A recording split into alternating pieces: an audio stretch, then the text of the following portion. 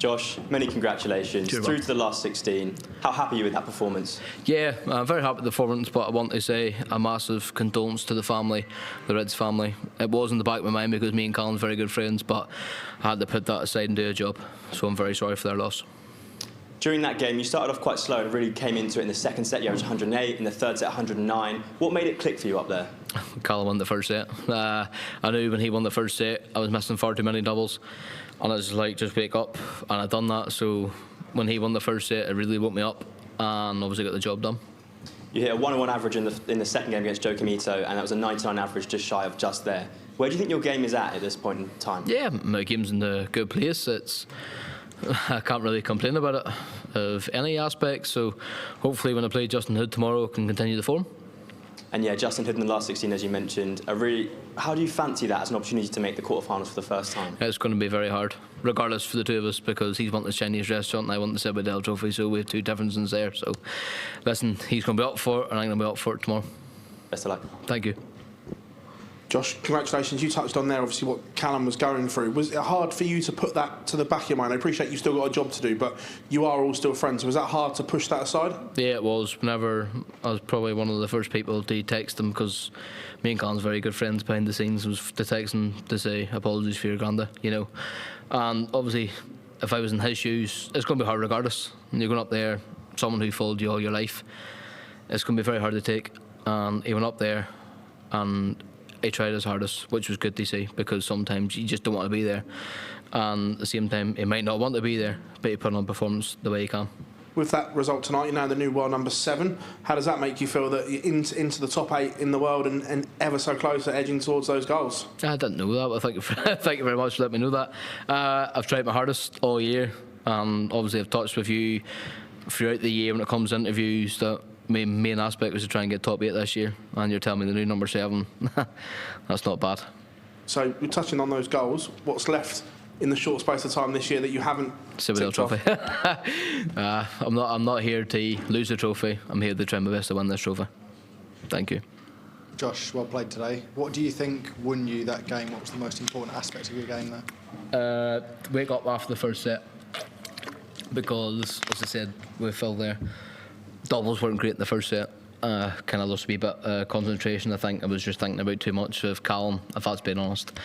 And went backstage and gave myself a kick out the bum to say, you're here to win this trophy, you're not here to muck about. So yeah, I think that's what helped with Callan win the first set.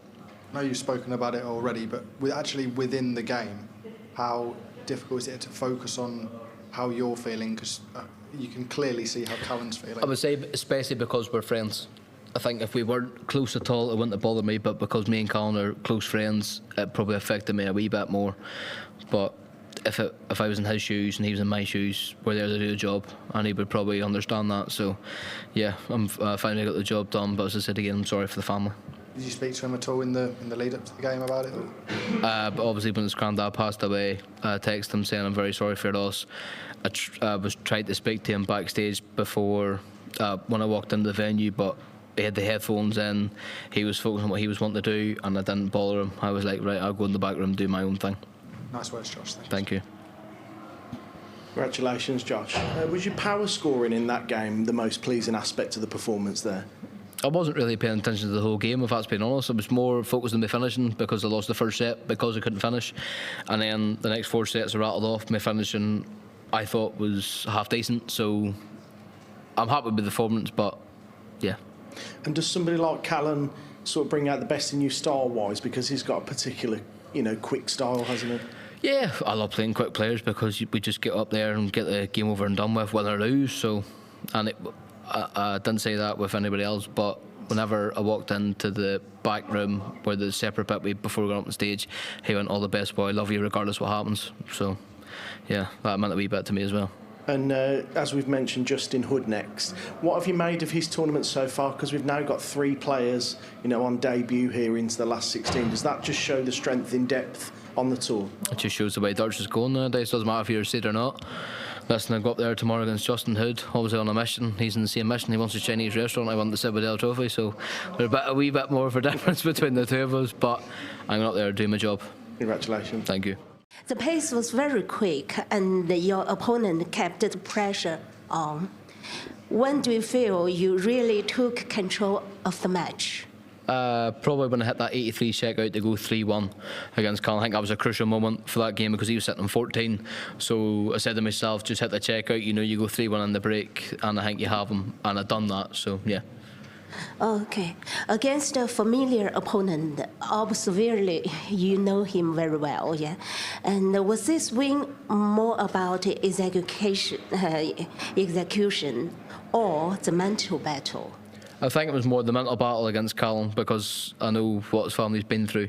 And as I said, I'm very good friends with Callan, so I'm just thankfully got the mental aspect over and done with. Okay, with the third round done and the big name coming on, does this win send a message also to the rest of the field? And if so, what is it? I'm here to play darts. I'm not here to make the numbers up. I'm here to win the trophy as best I can. So the performance was, I would say, half decent. So hopefully tomorrow's even better. Thank you. Thank you.